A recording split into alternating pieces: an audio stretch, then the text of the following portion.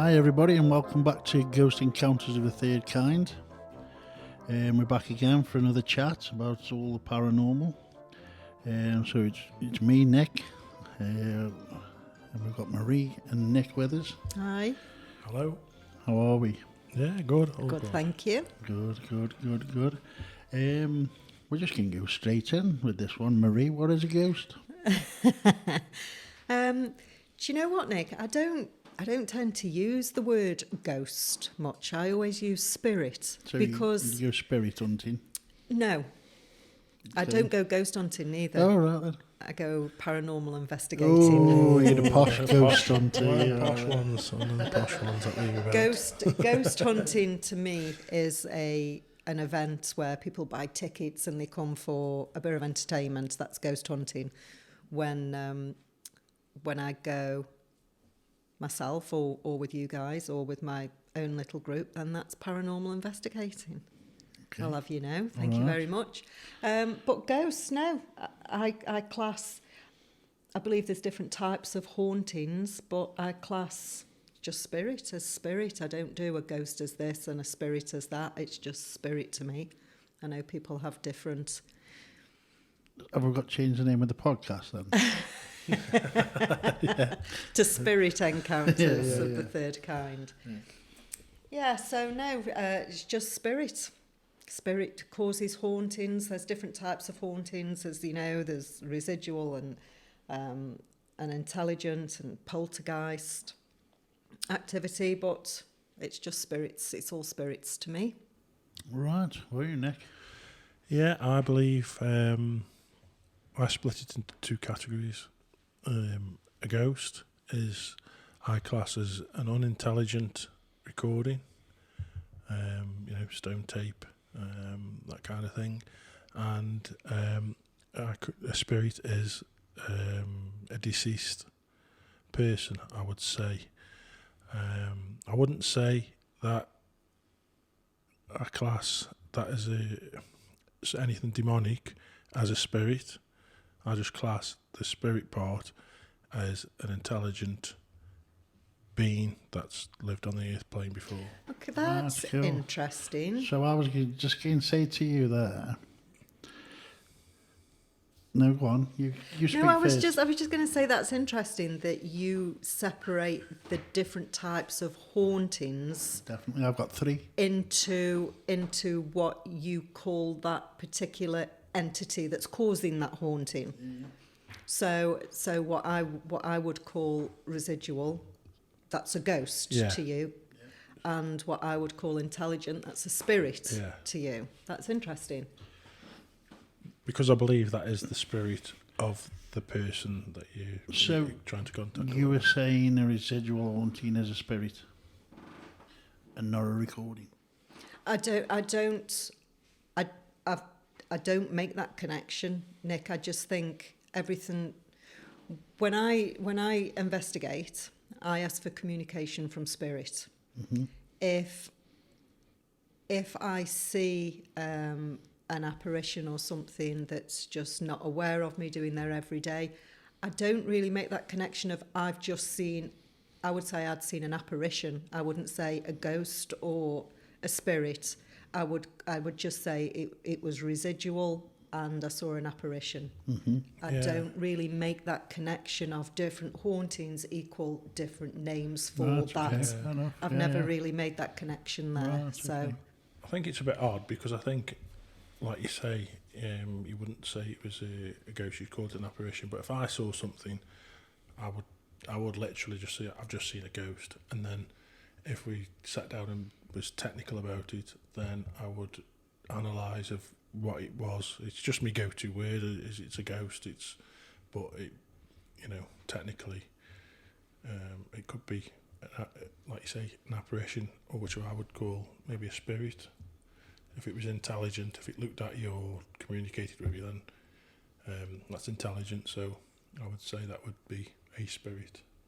interesting. What about you, Nick? I'm pretty much the same as Nick. I class a ghost as residual haunting, Okay.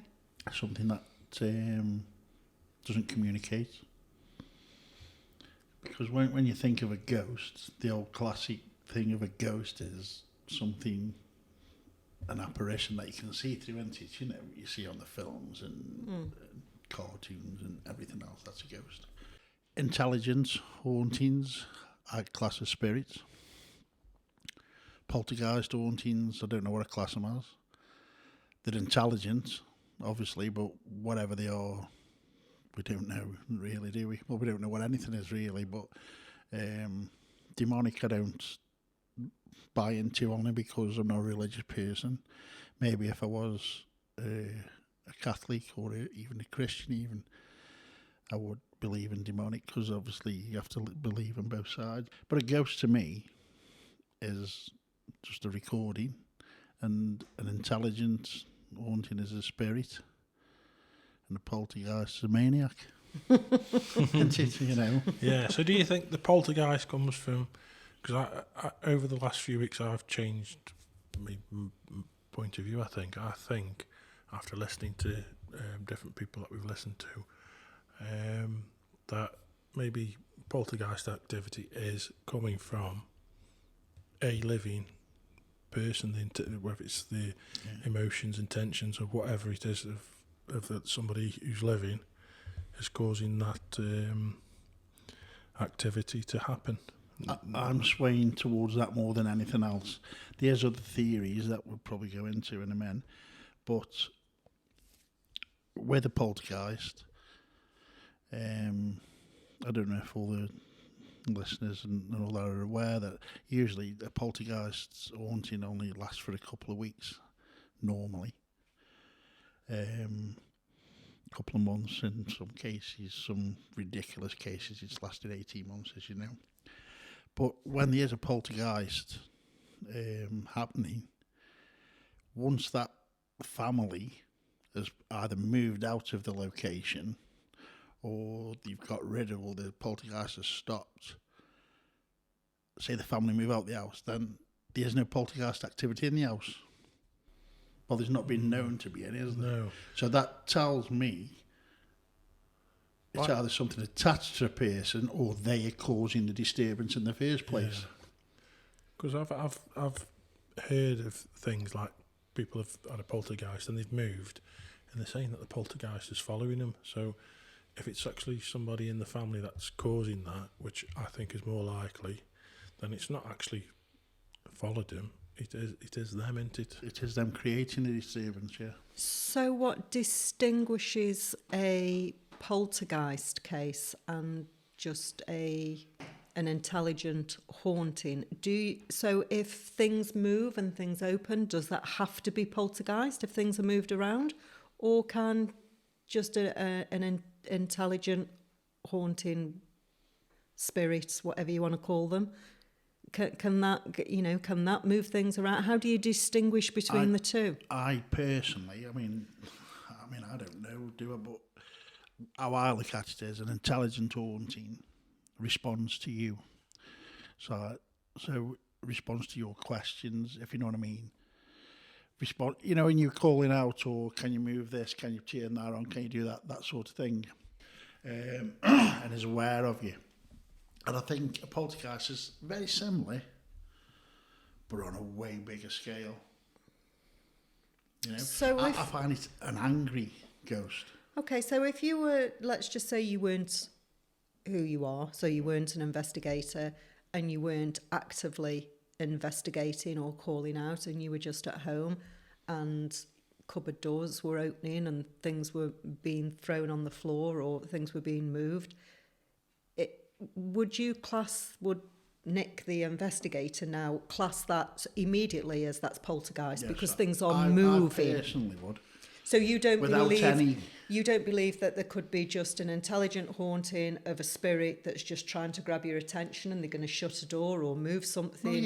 Yeah, I do. So I don't know anything. I don't know. Do you know what I'm getting at? Yeah, definitely. It's a good question I can't answer, to be honest with you. Yeah.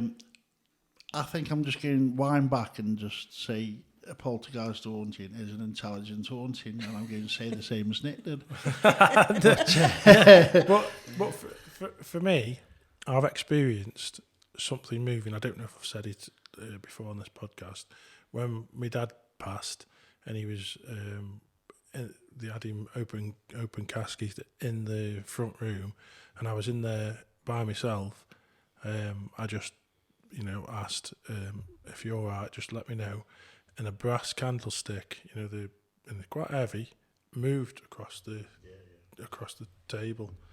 Only probably a foot, but it definitely moved, and there was no water on there or anything like that. So I took that as possibly a sign as he was all right. I would like to think that he moved it, but I don't know if he moved it or... Actually, I look at that as I an could have intelligent moved it. response to your question. Yeah.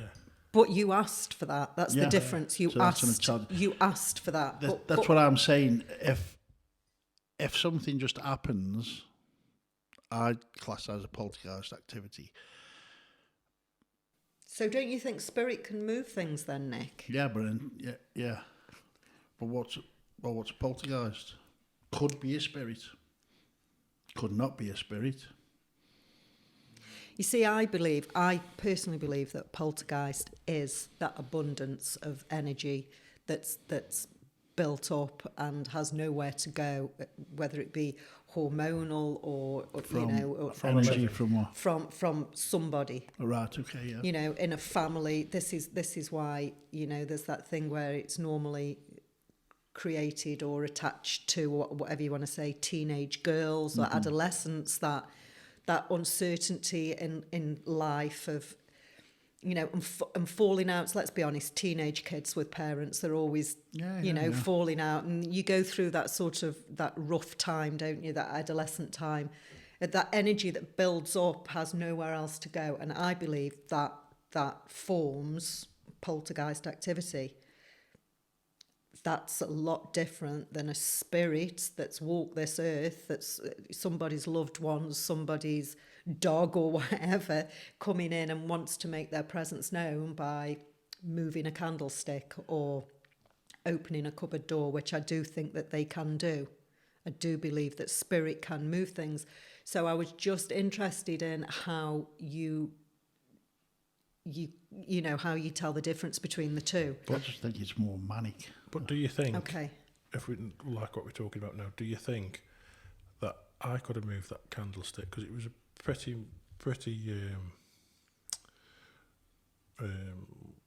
stressful time, should I say. So do you think that, although I asked, do you think I moved it like a teenage girl would have created some kind of poltergeist? Anything's possible. So is it what's the word I'm looking for when moving things with your mind? Telekinesis. Is that what a poltergeist is? Well, is that's it what- telekinesis? The only problem I have with the energy coming from a person is pools of water on the floor, coins dropping from the ceiling, the wall lighting up, writing appearing on walls. And now, how does energy do that? How does energy from a person make it rain from your ceiling? This is the problem. This is why I'll never stop investigating poltergeist. So what else? So what's the alternative then? I haven't got a clue. It's actually just an angry spirit. Yeah. Just a spirit of someone that's walked this earth. All the spirits and ghosts and whatever you want to call them, I think poltergeist is the most unknown out of everything. I think an intelligent spirit is just us communicating with the spirit and it's responding to us. Is that because there's less genuine cases for people to probably, investigate? Yeah, probably is. Yeah. And if that's the case, why? Why is there less? Everybody's got a poltergeist at the minute, which it's in fashion, isn't it? It is. It's in fashion at the minute. I know they don't tend to last long, which is strange, don't they? Poltergeist cases don't tend to last long, whereas hauntings can go on for. Which is where I brought that theory in about, could it be an intelligent spirit that's absolutely off its head and it's really angry and it's frustrated? Maybe it's frustrated at how they died, how they can't communicate with somebody.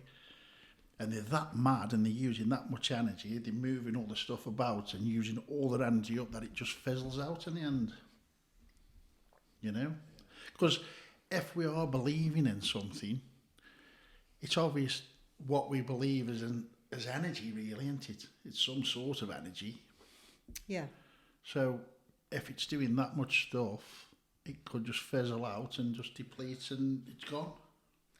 But I mean, some of the well-known poltergeist cases have come out that of names. You know, they've come out with, was it Janet came, you know, who spoke with the really gruff voice and came out with a name, and they checked with the son, Bill, and they checked with the son, and so that is an actual spirit. So why is that a famous poltergeist case when they identified the actual spirit that was there? What else could it be, do you think? No, that's the question. No, I'm just asking. Everybody I says don't that's know a what it says. poltergeist Yeah, case. it could not be. So why are they just saying it's not a famous haunting when they, you know, or a possession, if you like, when they identified, supposedly, who the person was that was causing that activity? But it's known as a poltergeist over a haunting. Yes. Yeah, There's so many questions there, but it could be, maybe it could still be a poltergeist, but if someone had passed there, there could be a spirit there as well as the poltergeist, and the name, they just linked them together when they're not even, the only thing that's puts them together is the place. Do you understand what I mean? If someone died there and the spirit is still there and the spirit's there, it doesn't say that you can't have a poltergeist as well. It was to say she wasn't using trance mediumship when she got him speaking through her. Yeah, well, there's that. So many Poltergeist questions. and... All Yeah, at the okay. all in the same Two house. for the price of one. Wow! All at the same house, so affecting the same family at the same time. yeah. That is the thing. We don't know, do we? No, and that's what makes it interesting, Nick, because Yeah. nobody 100% knows, do they? It's all speculation. It's all down to personal beliefs or experiences. Like you said, like you always say, Nick, there's no right or wrong, is there? It's just down to your own beliefs. Just when somebody said, "This is it," I'm a medium. I've been a medium since I was born. This is it. Then I just think they're full of it because they don't know. Nobody knows what it is, and we never will. And I think if we did know, and it was all explainable, it wouldn't be so interesting, would it? No, she's it, yeah. You know, Great. What I like about it is we all have our own outlook on it, and I have my outlook on it, which I probably don't believe, if you know what I mean, which is ridiculous, isn't it? I think because I don't know what I do believe. We all have one of those. Yeah, I don't know. I think the interesting thing is, though, when we're talking, even though we know each other, and when we're talking to each other, we quite often say things that make the other one go, "Do you know, I never thought of that." Yeah, Even now. And I'm sure as these go along, some of us might even change our opinion on certain things. I don't I think we might even, you know. Yeah. Show me that NASA video. Yeah. Don't mention it. Not on this one. Don't mention Anyway, it. I was just going to read this from the SPR.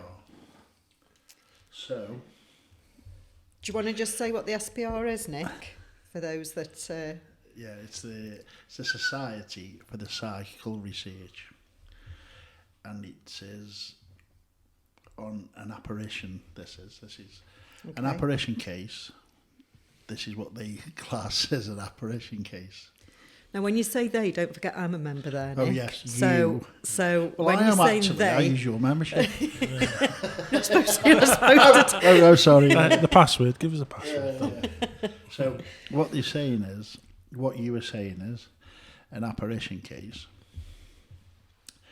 These are cases in which a person who is not dreaming, ill, mentally unwell, or under any influence of drugs, describes seeing a figure or object which could not be that of a real person or object. Or hears a voice when it is certainly no one spoke. It is highly likely that this is funny, isn't it? So what they're saying is, you're probably insane. It's highly likely that most such experiences are hallucinating. However, some of these hallucinations may be called veridical, and that they exhibit correspondences not easy to explain with external events or with the experience of other participants. So, they're saying you're probably mental, on drugs, because am I right in thinking the SPR, not many people actually believe, do they? I think, to be fair, I do think there's a bit of a mix in there. Yeah. There are a bit of a mix. But what the SPR try to do is they have their own set of, I don't know what you want, not rules as such, but they lay out certain criteria of when you're doing an investigation, or, you know, like you say, investigating somebody seeing an apparition.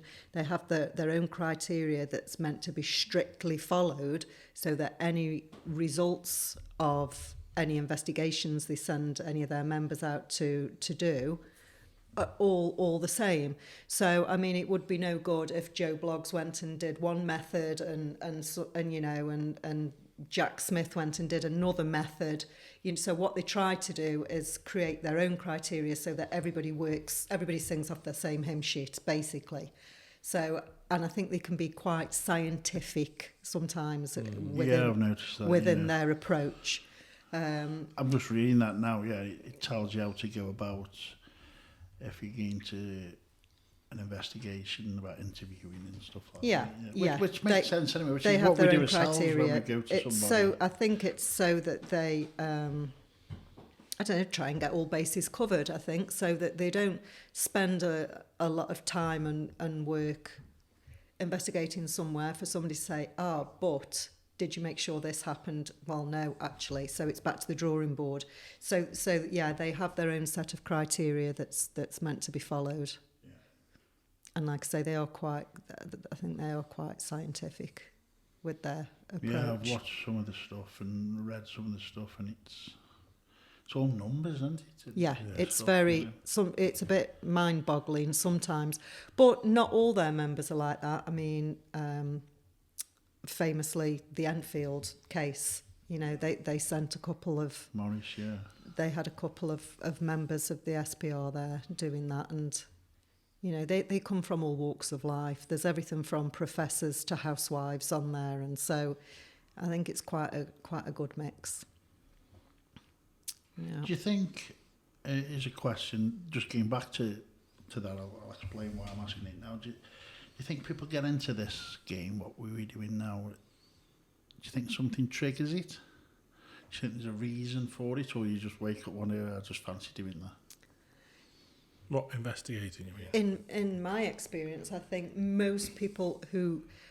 lot of people go through fads when they've watched Most Haunted. Oh yeah, let's go and do one, or, you know, they go through phases. But I think people who stick to it and make it a lifelong hobby or interest, whatever you want to call it, in my experience, I think most have started with an experience of some sort that's put them on that path to start with. You think you've seen something? Yeah. Had an experience with, you know, seeing an apparition, or certainly some sort of paranormal experience that starts you on that path, that gets you interested in the first place. Certainly for those of us that stay with it and stick it out, there's lots of people who dip the toes in from time to time, isn't there? I think that's when they see something on the TV or something. I know when the film of the Enfield, the series that came out, that I know the SPR had a massive spike in memberships after that, because people watched it on the telly, realised that the SPR were involved, you know, Googled it, looked it up, and they had a massive spike. And I think that goes with any new paranormal TV that comes out, it spikes people's interest for a little while. But for those of us that stick it out year in, year out, I think it starts with, in my experience, with an experience. What do you think, Nick? Yeah, definitely. Mine started from just life, really, from when I was 9. Something big happened in my life, which I don't really want to go into on here, but since then I wasn't really into anything paranormal, but that came 10 years or so later. But I was into, like, is there anything after life after death, all that kind of thing. That was from the age of 9. Not, but like I said, that wasn't paranormal investigation based. That was just a question that everybody asks. Yeah. You know. Yeah. But it wasn't till early 20s when I saw 2 shadow figures standing at the bottom of my bed. That's what really kicked my interest in the paranormal. You know, started to sit in circles and go to the spiritualist churches. You know, what everyone goes through, like late tarot and all that kind of, all that kind of stuff. What about you, Nick? The reason I asked this is similar to, I think I know where you were coming from with Maurice Gross got into and joined the SPR because his daughter died on a motorbike accident, and he wanted to see if there was anything after life. And was that the same as the guy? That wasn't the same guy who invented the Malmeter, was it? That's a different guy. It's a different guy. It was Maurice Gross. Similar kind of thing. Oh, is it? No, Maurice Gross is the original one. You're on about Gary Galka, American guy. Yeah, I didn't know if it was the same guy. Lost his daughter, yeah. But funny enough, I don't know if you knew this, his daughter was actually named Janet, which the little girl was named in the Enfield. She was named Janet. So they thought at first, didn't they, that he just wanted it because she was named Janet and this, that and the other, and that's why he was so interested in it. But she sort of connected with Maurice, and he never told her until it was a while into it that he'd lost a daughter named Janet. But that's why I asked the question. I think it goes 2 ways. You either see something or you have a loss and you want to find out if there is anything after you pass over. I think that's... Yeah, I mean, in my teenage years, we used to mess about, with spirit boards like most kids did back then.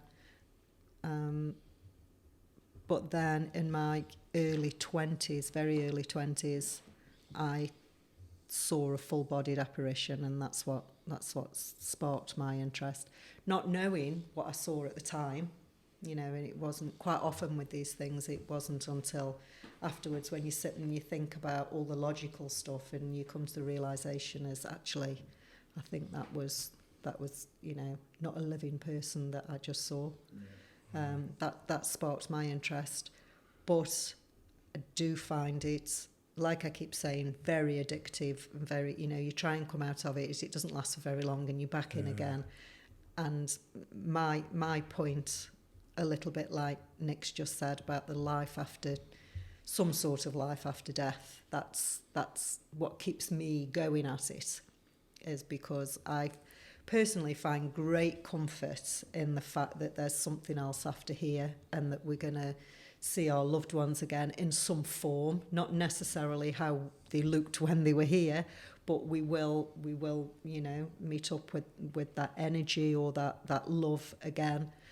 And I think that brings great comfort. So that I think that's what keeps me going, is trying to communicate. Because I think, well, if you're communicating with something, there has to be something else, doesn't there? That surely. Oh yeah, I believe so, yeah. But over time, I think, at one point in time, you can think that this is it. They've got the evidence I need.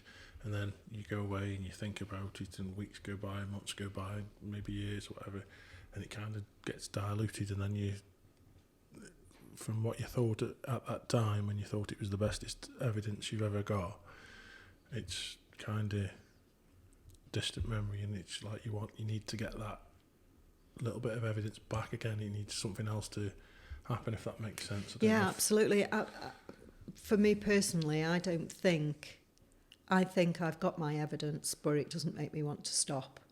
I don't think finding evidence makes you want to stop. It just makes you want to keep finding that evidence and keep confirming to yourself that this is questions when you think about it and think about it. Yeah, it's a little bit like, the gold miners. They find a massive nugget. It doesn't make them stop looking, does it? Just because they found that thing that they were looking for, it just makes you want to find more. Yeah. And that's how this is. It's very, and it can lead you down some dark routes sometimes. I know if you have some bad experiences, and it can affect you, and it can affect you, and it can affect your personality, and then you take that home, and it's not always good experiences neither. It can affect you in different ways, but it is very addictive, and it's difficult to. I personally had a couple of bad experiences where I've said, that's it now, enough's enough. I'm not digging anymore. I'm not poking at things anymore.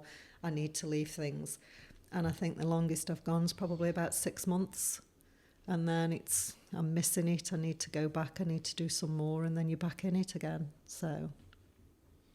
Yeah, I've never given up. It's I have a little break, but I'm always looking at the next bit of evidence, or I don't really watch a lot of the paranormal shows. I know you guys do. I just find them irritating. I just want the evidence for myself. I want to either find that bit of evidence. At the end of the day, it's just amusement. The television programs, I don't take anything so serious. Yeah, absolutely. Yeah. I find myself getting angry at them, so I don't. Yeah, you certain ones that you think, There's only so many times I can chuck something at the telly where it's breaking. Yeah. So another question is, I've heard this one a few times, and I have changed my personal opinion over this over time. Do we think that if you weren't a particularly pleasant person when you were on Earth and then you pass, do you think when you get to wherever we go to on the other side, all of a sudden you regret all the things that you did when you were on Earth, and you become this enlightened, nicer person? Or do you think that if you weren't pleasant on Earth, you're not a pleasant spirit either? What do we think? Well, within spiritualism, I think they just say you kind of take over you're basically the same, but like in a spirit body. The reason I asked that question in the first place arises from when some of us go and see mediums or anything like that, and they're turning around and saying, I've got your Uncle Bill here, and he's he's ever so sorry for what he did, and he really loves you. And you sit there and you're thinking, that doesn't sound like my Uncle Bill. He was a right nasty piece of work. He would never apologise, and then they'll go, oh no, because once they pass over, they repent, and they're aware of their errors, and if they could have done it differently, they would have done. And and I did like to think that maybe if somebody treated you badly on this earth, once they passed, they could get a message to you to tell you that they were sorry for doing that, they regretted doing that, and they wish they hadn't, and all the rest of it. And I thought that for a while, and then something very personal happened to me, and I got to the point where actually no, I don't think people do change. I think if they didn't particularly care for you on this earth, they don't particularly care for you when they pass neither. So when some medium's turning around and saying that your Uncle Bill loves you and you're always his favourite, but he treated you like a bag of crap, that what I mean. I just don't think, personally now, I've changed my opinion on that, and I think if you weren't very nice when you were on this earth, you're not very nice when you pass over either. until you're reincarnated, which I also believe in, and then you can come back as a nice person. I think sometimes if you were horrible once, I don't believe that you know all your reincarnations you're going to be horrible again. But No. yeah, It's just experiencing. You, if you, like I say, if you've got to experience all the experiences, then you've got to have the good times and the bad times. yeah, Which is, you know, I'm not worried about it because I think I've had quite a good life. yeah. I've had quite an easy life. It's not really. I haven't had the hardships that other people have had. So I'm going to get a really shitty one next.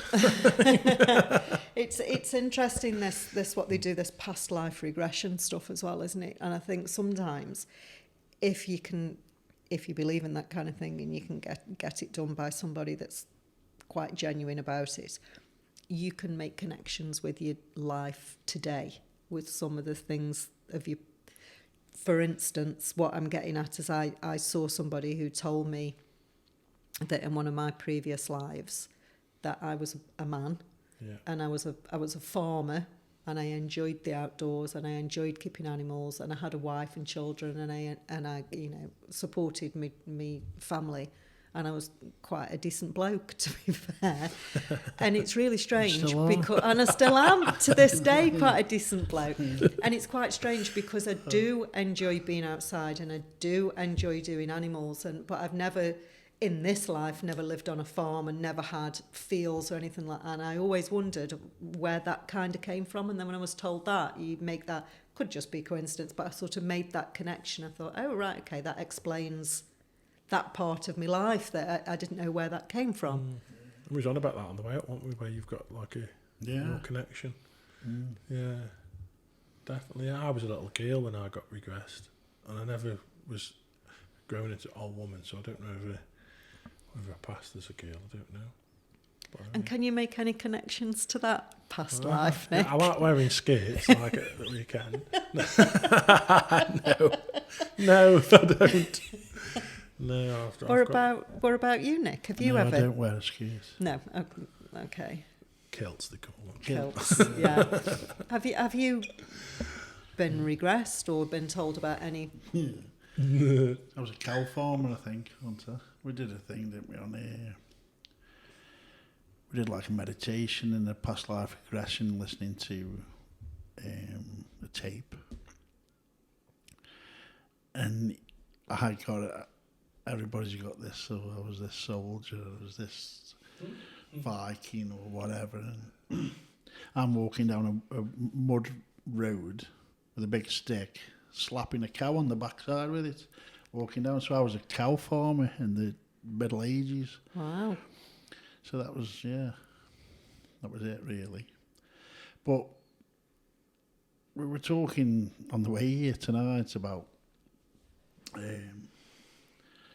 some things like I won't go into on here, but I do have a connection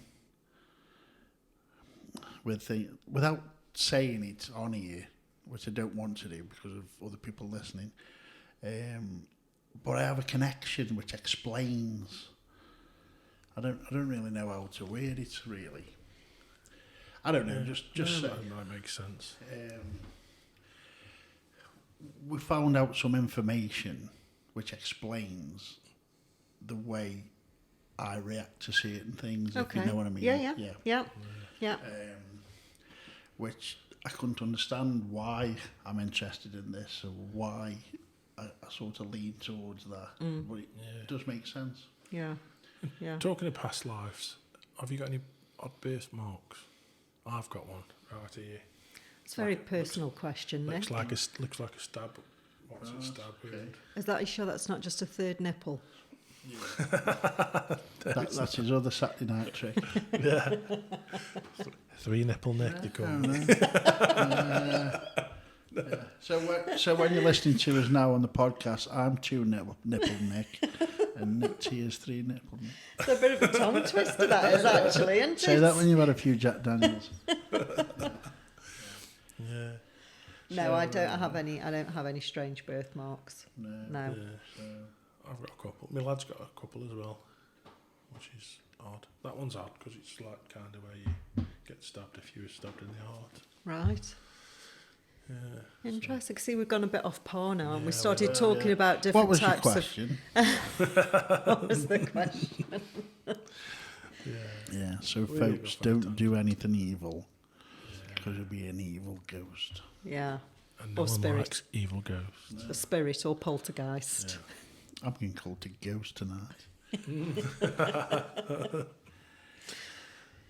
Let's be honest, it don't matter what they're called. When we see one, we're all amazed. Yeah. Yeah, but Whatever they're called. But Take them or leave them. I've experienced this, where people are saying they communicate with spirit all the time. They're this fantastic medium and this, that, and the other. Then you go on an investigation, and they think they've seen a ghost, and they run. Yeah. You I even see it think, on the telly, mate. what You even Yeah. see it on the What's telly. that about? Yeah. If I stood there all day talking to spirit and I saw something move or I saw something thought it was a ghost, I wouldn't flinch, would you? You wouldn't, would you? I do. Yeah, but you don't sit there talking to them all You day. nearly got pushed in a while. Well, you last might week when sit there when talking. I Stabs know, you. I know. But to be fair, I am a girl, so when I'm in a dark basement and you know, and I hear an enormous bang, or it's that initial reaction, isn't it? If you hear a loud bang, you're going to jump. You're going to jump. You know, you're going to move, and then you calm down. And we sit there and we ask for it all night, and then when it happens, it makes, like Nick said, I was nearly pushed down a well a couple of weeks ago. But it was like a stampede to the door. But I'd like to see the CCTV off that, because who was sitting in the chair? I'm sure they jumped over the top of you. yeah, I thought I'd dislocated my shoulder at one point then. But yeah, that was interesting. But yeah, so that's the different, and then so that's the different types of what we think ghost spirits and things like that, and then the different types of hauntings, like we said before, is residual, which is like a stone tape theory, and intelligence, which is aware of you and can communicate, and then we have poltergeist, which none of us have any idea what that No. Be great, aren't you? The unknown. the unknown. The unknown. And if you know what it is, make a comment or send us an email or Yeah. a message. Yeah, because I'd like to know what they are. You know. Yes, if you want to let us know what your belief is of what a ghost is, what a spirit is, if they have different meanings to you, it'd be interesting for us to know. You can email us at contact@ghostencounters.org. or you can message us through our Facebook page, YouTube as well. Facebook YouTube is, channel. Yeah, and Instagram. We've got Instagram as well. That's the same. Ghost Encounters the Third Kind. What else have we got? There will be more on there. We're just uploading them now. So Yeah, contact us for anything at all, anything you want, any questions, anything you'd like to hear us talk about, anything you'd like us to try and test out for you, to look into for you, anything at all really. We quite enjoy getting a message or an email or any way you want to contact us. We quite enjoy reading them. yeah, even if there's any ghosts out there as well, they can come and have a little whisper to me. I don't mind.